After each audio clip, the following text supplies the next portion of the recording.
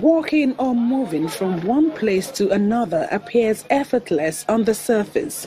But looking deeper through this 3D animation, you can see the active roles the bones and joints play in movement.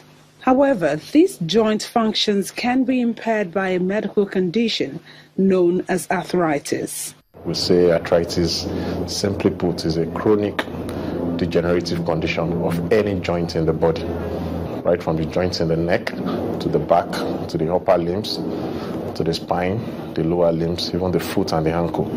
Two bones articulate to make a joint, and at the ends of each of those bones, where we've called the cartilage.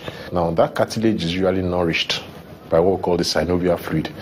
Now, if for reasons starting from trauma, for example, if someone has had a fracture or a dislocation around the joint, then even infective processes, it can damage the articular cartilage of that joint.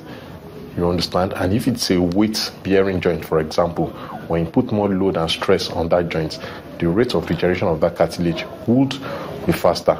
Eventually, the cartilage thins out and eventually it is lost. So it now gets to a point where bone is now rubbing on bone.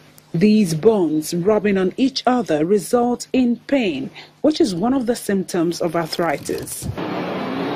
Trauma and orthopedic surgeons say a large number of people, both young and old, who visit the orthopedic clinics in public hospitals have arthritis. If you look at arthritis, we look at it as a primary and secondary. A primary in which we can't really lay our hands on a cause, a significant cause of it. And then the secondary is a type of arthritis where you can say this is what causes it, has an etiology, a particular cause. And in such situations, we see it in the earlier age group. If you notice generally in our population, we have people with either bow leg or K-leg. Understand? Because that changes the line of weight bearing. They are likely to be affected by osteoarthritis earlier in life if it's not corrected early enough. Then infections should affect the joints, tuberculosis, maybe an aseptic arthritis, and bacterial infection in the joint, which, if they are not properly managed, will also lead to early onset osteoarthritis. Apart from drug treatment, the use of assisted weight-bearing aids, and a last resort to surgery, here are more tips on the management and preventive measures against arthritis.